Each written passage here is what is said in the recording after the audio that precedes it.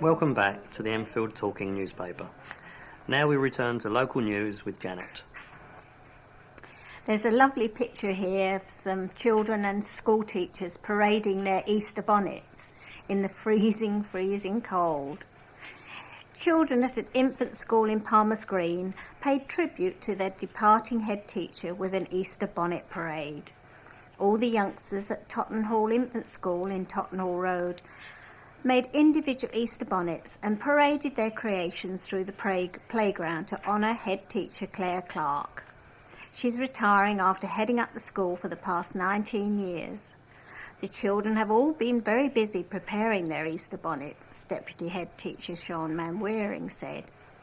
Tottenham's pupil had a number of assemblies celebrating their head teacher's work here. Ms Manwaring said Mrs Clark had loved working with the children. One of the things that she had really loved about this school is working with a rich multicultural environment in such an outstanding school. After parading their bonnets through the playground, the children returned to the warmth of their classrooms to celebrate in style, with each class being allowed their own special party. We were going to have the party outside, said Mrs Wanwaring, but in this weather it really would not have been fair on the kids. Enfield residents on benefits are bracing themselves after a raft of changes to the welfare system came into force this week. The amount that can be claimed has been capped. Many residents are faced with council tax bills for the first time, and those who are living in social housing on housing benefit and have one or more spare rooms will lose between 14 and 25% of their state handout. Enfield is one of 4 outer London boroughs, along with Haringey, Bromley and Croydon, in which the new benefit cap is being piloted. The total that families can claim will now be £500 a week, while single people can claim a weekly maximum of £350. At the same time, cuts to council tax benefits mean that many residents will be faced with having to pay 19.5% of their council tax bills for the first time. However, most controversially, the government's bedroom tax, also known as the under-occupancy rule, means that 1,767 households renting from Enfield Council or a housing association who are also receiving housing benefit will lose 14% of their allowance if they have a spare bedroom, and 25% for 2 spare bedrooms or more. The policy, which the government says is designed to tackle under-occupancy in social housing, means that families in council housing will lose an average of £16.62 a week, and those renting from a housing association will lose £17.41 a week if they have one spare room, and £31.58 per week for 2 or more spare rooms. Enfield North Conservative MP Nick Dubois defended the charges. He told the Advertiser, "We cannot stick with the level of spending that the last government has left us with, and therefore we need to reform the benefit system.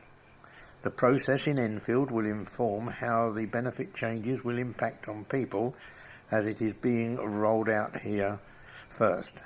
As part of the government budget, we are allowing people to buy their council homes while forcing local authorities to build new homes with the receipts, which will ease the pressure on social housing. The removal of the under-occupancy subsidy as part of housing benefit reform is about addressing the fact that 1 million rooms in social housing are empty, and many families are living in overcrowded housing and temporary accommodation. This is about making work pay and getting people back into work. We are kicking off a new work programme, and we have also exempted small businesses from paying income tax for new employees under income tax exemptions, which has been welcomed by the Federation of Small Businesses. However, the reforms come under fierce criticism from Edmonton Labour MP Andy Love, who said, "If you assess the reforms cumulatively, you will realise they are going to have a serious impact on many families in Edmonton, as well as other parts of Enfield. It is not just the reforms as such, it is the fact that they are hitting people at the same time. Many families will have to make a choice between eating or paying their rent, while others may have to move out of London. What is certain is that the reforms will hit families in this part of the country much harder, as the price of housing is so much higher here. I don't think there is a great deal of evidence that these kind of measures actually get people into work. What the government should focus on instead is equipping people with the right skills and increased lending to small businesses. An Enfield Council spokeswoman said, "We fear an increased demand for already scarcely affordable housing and vulnerable customers suffering increases stress, anxiety and depression from debt, which will lead to extra service demand in the health sector. Furthermore, if residents move into smaller and cheaper accommodation, we may experience changes in demographics in some areas and find transient demand for services such as GP, school placements and social services provision will change. This may mean certain services are oversubscribed in some areas and are underused in others. The Council has put in place a dedicated welfare reform information team to help residents affected by the reforms, and for more information you contact the Council or the Enfield Citizens Advice Bureau. Pupils who used to be scared of using paint are now working with a renowned artist and using palette knives to create art. Winchmore School in Laburnum Grove, Winchmore Hill, is one of 6 chosen to take part in a scheme linking up established artists and students. As part of the scheme, 17 pupils from the school are being mentored by and working with artist Carlos Cortez. The Spaniard, who has had his work exhibited in several European countries and the USA, produces visual and performance art. The programme, now in its 5th year, is organised by property developer Segro and Creative Junction, an organisation which helps schools to connect with established artists. Students' work will be displayed at the Royal Society of Arts in central London this month. The exhibition will be opened by Jane McAdam Freud, the great-granddaughter of psychoanalyst Sigmund Freud. She is taking part in the project for the 3rd time. Alison Gresham, head of arts at Winchmore School, said, "I think it's been a fantastic opportunity. The pupils are very unsure what to do and what to expect, since we've never done anything like this before." The scheme involves pupils aged 11 to 18, and Mrs. Gresham admitted that they were a little uncertain at first. They weren't used to working together, but now they've become a strong group. It's so amazing to see, she added. Segro asked 2 of our students to speak at the opening when the art is exhibited. "I'm so proud of our group." During his visit to Winchmore School last month, Segro's chief executive, David Sleeth, said, "Supporting and developing creative talent is important and rewarding for all those involved, the school, the artists and, most importantly, the students." It's a lovely picture here of Grace with her birthday card from the Queen that she received to mark her 100th birthday. Her grandmother was dancing for joy when she celebrated her 100th birthday with family and friends.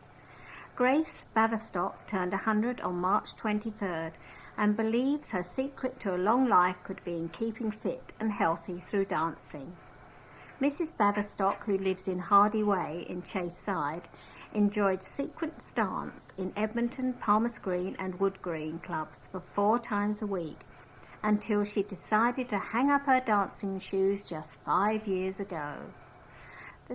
The centenarian, who was born just before the start of the First World War, said, "People often ask me what my secret is.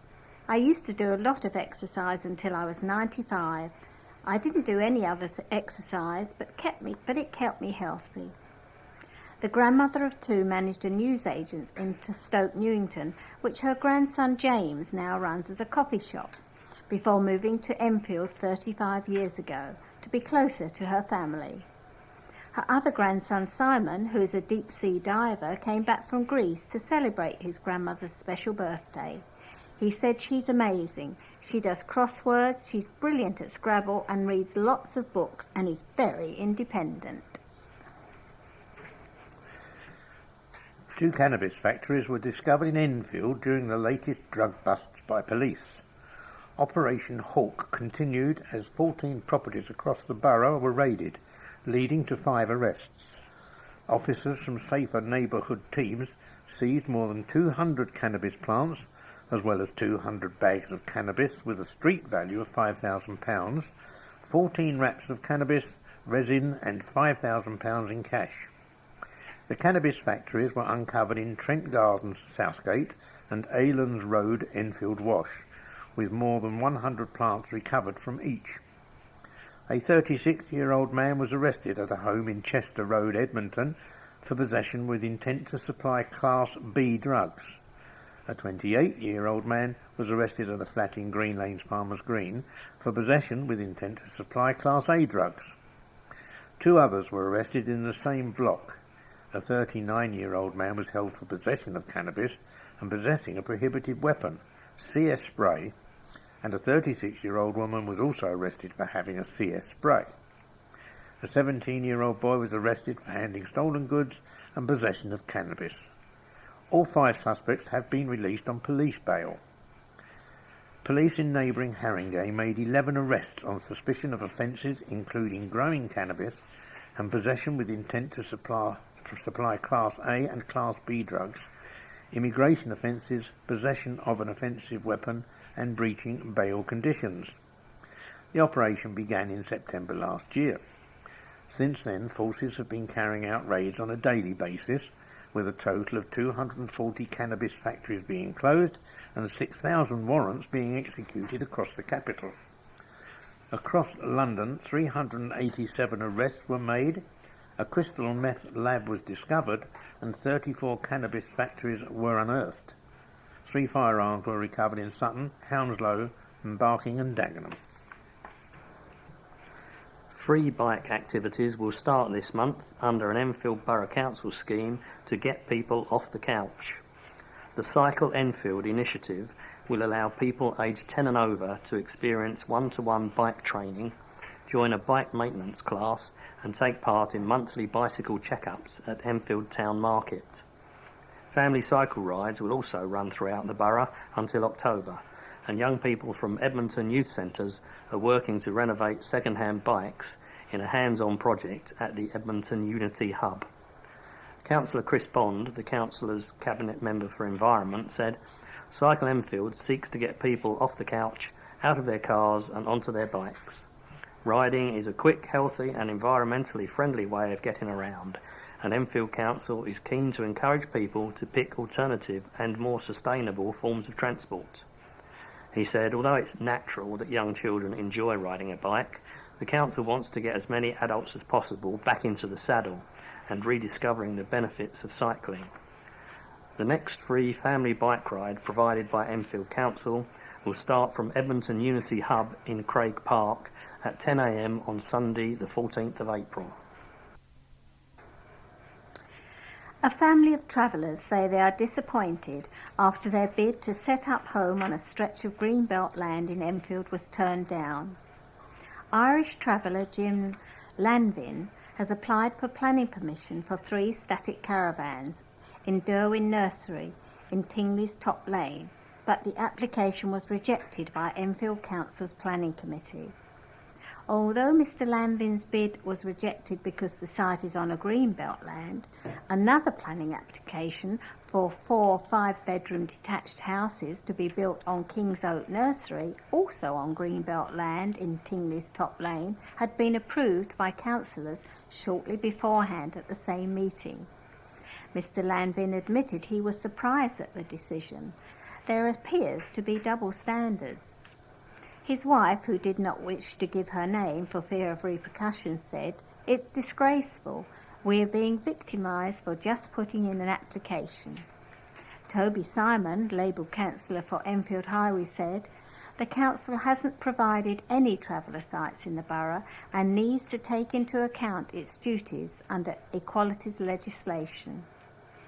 Welcoming the committee's decision, Chairman of the Cruise Hill Residents Association, Peter Jeffrey, said, "We had strongly opposed the application and applaud the committee for continuing to enforce the non-residential policy for the Greenbelt. Mr and Mrs Lanvin have said they will appeal against the decision." A day centre specialising in supporting autistic adults has been praised for its high level of care. St Mark's Social Education Service in Bushill Park was shortlisted to the final 3 of this year's National Autistic Society's Award for Outstanding Adult Services. The Mayor of Enfield, Councillor Kate Analui, visited staff and service users for lunch to celebrate the achievement. Elena Sideri Costa, service manager, who set up the centre 14 years ago, said she was honoured to be recognised in the awards and said providing a good service for people was the important thing. She thanked her 56 staff, who she described as the best, for helping the service to achieve such high standards. Currently, 54 people aged 18 and over with autism and learning difficulties attend the day centre and enjoy regular trips out, including a visit to a shopping centre. Pupils from Stortford School in Enfield clinched gold for the 2nd year running at the Balfour Beatty London Youth Games Schools Finals. The team event, made up of 11 athletics disciplines, including standing long jump, triple jump, vertical jump, shot put, speed bounce and relays, provided plenty of excitement at the National Sports Centre in Crystal Palace. It was the girls from Bishop Stortford, victors in the Year 7 competition last year, who stole the show once again and clinched the Year 8 Sports Hall Athletics title. Melanie Harrison, Enfield team manager, was delighted with her team's performance. She said, "We didn't do too badly on the track, but I think we just killed the field. We won it last year, so it's really good to win 2 years in a row. We came here expecting nothing less, as the girls have been training hard every day for the last 3 weeks. They are dedicated and motivated and work really hard." The Enfield side amassed 274 points to take the top spot, ahead of silver medalists Richmond from Grey Court School, while Hammersmith and Fulham, represented by Hammersmith Academy, secured the bronze. Bouncing Bunnies had a rummage around Capel Manor Gardens at the Easter weekend in an annual charity Easter egg hunt. More than 1,600 chocolate hunters searched the gardens in Ballsmore Lane, Enfield, at the 6th staging of the event in support of Noah's Ark Children's Hospice. As well as searching for hidden gems, children had their faces painted, took part in a penalty shootout, and decorated cupcakes during the day. Members of the Skewbald Theatre told stories, while the Edmonton Rotary Club organised an egg and spoon race. And more than 40 volunteers from businesses and organisations helped to run stalls and events throughout the day. Alan Sharp, Community Service Chairman of Enfield Rotary Club, which also took part in the event, praised the work of Noah's Ark. He said, as the only children's hospice in the area, they are a vital link for families with children suffering from life-threatening illnesses. We cannot think of a better organisation with which to give our continued and regular support.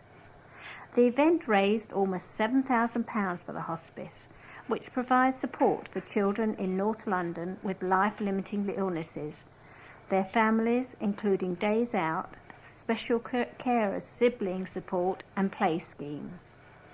The hospice's community fundraising manager thanked volunteers for their help. She added, apart from being a firm fixture in the Capel Manor Gardens calendar, this event has become a favourite among many of our supporters, their children and friends, for several years now. Everyone, young and old, and in between, enjoys watching the children take part in the egg hunt. It's a wonderful family day out for the community, supported by the community. A gas main that sparked a mass evacuation when road workers skimmed its surface will be lowered. Enfield Borough Council contractors clipped the main when they were carrying out work in St Andrews Road in Enfield Town on the night of Monday, February the 19th and Tuesday, February the 20th. At least 180 people were evacuated from their homes at 12:30 a.m. and spent the night in Enfield Civic Centre until 6 a.m. A spokesman from National Grid Gas said modifications had been made to the bridge since our pipe was originally installed, which means that we can reinstall it at a lower depth. After discussions with the council, we have agreed to reposition the pipe. The spokesman also said the route and location of National Grid's gas mains are made readily available on request to anyone working in the area, and the company is happy to attend sites and assist in the planning of work where there are complex engineering issues. The main was 5 centimetres below the road surface when it should have been at least 60 centimetres underground. Japanese students visited an award-winning care home as part of their university studies. The care service's students from Japan's Chubu Gaukin University and College, along with their lecturers, spent time at Skinner's Court in Pelipar Close, Palmer's Green. And my apologies to the Japanese students if I haven't pronounced the name of their university quite correctly. They met staff and people at the home, which won the Evening Standard New Homes Award in 2007 for the best new development in the affordable homes sector. The special guests were given a painting by Jack Cousins, who lives at Skinner's Court and was inspired by 17th century Japanese art. Councillor Don McGowan, Enfield Borough Council's Cabinet Member for Adult Social Care and Health, said he was delighted the care home had been recognised internationally. The home comprises 48 one and two bedroom flats with shared facilities including a restaurant, hairdressers and cinema, which are designed to encourage the elderly residents to be independent. Education chiefs at Barnett and Southgate College shared a £400,000 golden goodbye when their positions were axed, a teachers' union has revealed. Trade union members protested outside the college's 3 campuses after discovering that senior managers received a redundancy deal that was about 30% higher than those of 40 teaching staff who let go when Barnett and Southgate colleges merged in 2011. They are also furious that college bosses have so far refused to honour pay rise of 0.7% that was agreed nationally last August. Following a Freedom from Information request, the University and College Union Unison and the Association of Teachers and Lecturers discovered that 6 senior managers, including former Barnett Principal Marilyn Hawkins, had shared £400,000 in redundancy payments. The unions claim this amounts to the equivalent of 39 weeks' salary each, while most lecturers, middle managers and cleaners who took voluntary redundancy were offered just 26 weeks. The UCU representative and lecturer David Armstrong accused college bosses of applying double standards. "We cannot have one rule for managers and another rule for the rest of the staff," he said. "We have had redundancies throughout the staff for the past 10 years, and they keep saying the redundancy packages are generous, but the senior managers get 30% more."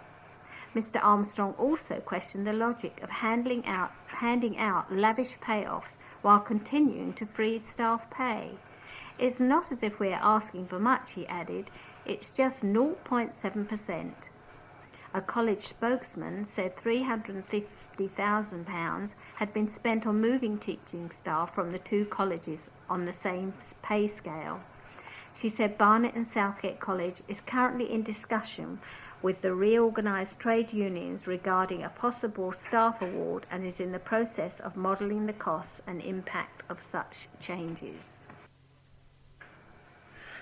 People with ideas to banish loneliness among the elderly in Enfield can apply for a slice of a £70 million lottery cash pot. Enfield projects can apply for grants after a survey identified the borough as one of 100 areas in the country where elderly people are at greatest risk of becoming isolated. Nat Sloan, chairman of the Big Lottery Fund, said the money helped people focus on the opportunities an ageing society provides. She said, "The Big Lottery Fund is turning what is a threat into a positive by placing older people in the driving seat of change. Older people and their needs will be at the heart of services for them, ensuring their voices are heard. This is coupled with seeding a legacy, investing in projects and initiatives that will help us all look ahead and plan for future generations to age better. Applications should be submitted by the 17th of May, with up to 20 successful UK projects receiving the money in spring 2014. Players and supporters from reigning Middlesex League champions Winchmore Hill geared up for the new season by taking part in the NatWest Cricket Force Day recently. The event, which ran between noon and 4 p.m. at the club's home at the Paul-In ground in Fords Grove, Winchmore Hill, was part of a nationwide scheme aimed to get members to help out in different areas of their club. We're delighted to once again take part in the NatWest Cricket Force Day, said Hill chairman Pete Richards. After such a terrific and groundbreaking summer, we're all looking forward to another fantastic year. If you know anyone who's interested in playing cricket for the club, they should email newwhccplayers@gmail.com for more information. A new street lighting scheme being introduced in Enfield this year will save millions of pounds, according to the council. The energy saving project is being run by Enfield Borough Council and will mean street lights across the borough will have new energy management system installed. It will mean that lighting levels will reduce slowly, therefore lowering the amount of electricity used. People are being reminded to watch out for a lethal tree disease that can destroy woodlands. The ash dieback fungus wiped out about 90% of ash trees in Denmark in 2003. Examples were also found in ash trees in Suffolk and Norfolk in October. Although no infected trees have been found on Enfield Borough Council land, the authority is urging people to contact the Forestry Commission if they spot signs of infection that include black and dead leaves and dark lesions on the tree's trunk. A mother and her 3 children escaped to safety when their terraced house in Southfield Road, Ponders End, went up in flames. 3 fire engines, 2 from Edmonton and 1 from Chingford, with 14 firefighters and officers, tackled the blaze, which severely damaged the ground floor and part of the first floor. A young boy was taken to hospital and treated for smoke inhalation. His mother and 2 siblings were treated by paramedics at the scene. The fire has been put out, but the cause was still under investigation as we went to press. We've reached the end of our programme for this week. Thank you for listening.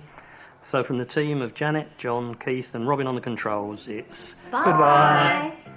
Please remember to turn over the address label in your postal packet, put the cassette into the packet and return it to us as soon as possible, in readiness for the next edition.